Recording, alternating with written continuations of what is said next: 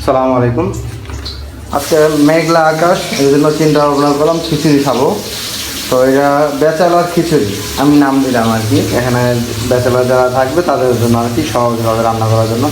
এখানে পোলার চাল আছে আর এমনি নর্মাল চাল আছে, মিলিয়ে গিলাইয়া হয়েছে। আর এখানে আপনার চারজনের জন্য মানে অ্যারেঞ্জ করা হচ্ছে।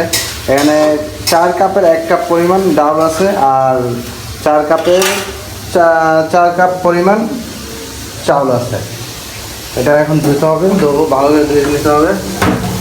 এরপরে এই আমরা কড়াইতে দেওয়া হয়েছে রসুন, পেঁয়াজ, ওদের অনেক সময় নাড়তে হবে। নাড়ার পর বাকিটা কড়াইতে কিছুক্ষণ পর আবার দিয়ে দিচ্ছি।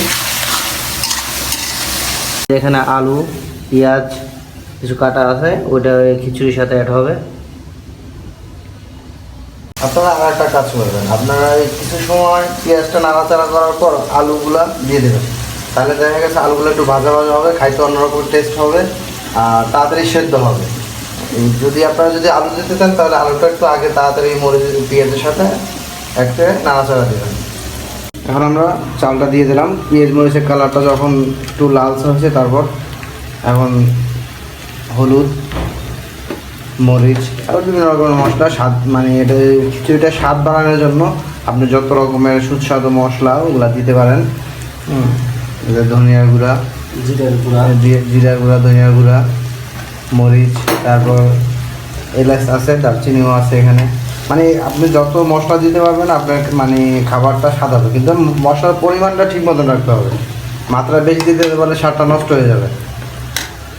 তো খিচুড়িটা আলহামদুলিল্লাহ মনে হয় অনেক সুন্দর হইব, খাইতে পারলে আরও ভালো লাগবে।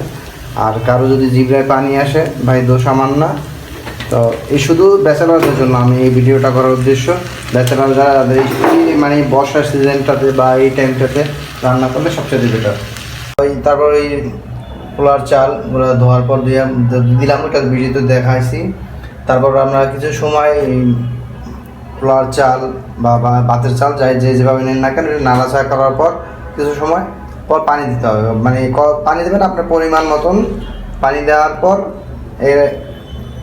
ঘন্টাখানেকের মতন ডাইকা রাখবেন, কিন্তু মাঝখানে কিছু কিছু সময় এসে একটু নাড়াচাড়া দিবেন। আর পরিস্থিতিটা দেখবেন যে পানি একবারে যেন টাইনে না যায়। হ্যাঁ, এখানে একটু কথা আছে, যারা মানে লেটকা খিচুড়ি মানে নরম খিচুড়ি খেতে চান তারা পানিটা একটু বেশি দিবেন। আর যদি মনে করেন শুকনা খেতে চান, তা যে পরিমাণ পানি দেবেন ওইটাই পানিটার কড়াইয়ের ভিতরেই টানাই ফেলবেন, তাহলে আপনি শুকনো খিচুড়ি খেতে পারবেন। ধন্যবাদ। খিচুড়িটা পরিপূর্ণ হওয়ার পর আবার একটা ভিডিও দিচ্ছি। যাক, আলহামদুলিল্লাহ আমাদের খিচুড়ি রান্না শেষ। এখন এটাকে চুলায় রাখা হয়েছে, কিছুক্ষণ পর পানিটা আস্তে আরও টানবে, তারপর আমরা খাবো আর কি। আজকের খিচুড়ির সাথে অ্যাড করছি আমরা ডিম ভাজা আর খিচুড়ি। সবাই বেচারা যারা তারা ইনশাল্লাহ এরকমভাবে রান্না করে খাবেন। অন্তত এখন বর্ষার দিনে এসে পড়ছে, তো মেঘলা আবহাওয়া, একটু খিচুড়ি খাইতে একটু অন্যরকমই টেস্ট। ধন্যবাদ। সবাই একটু লাইক দেবেন, শেয়ার করবেন।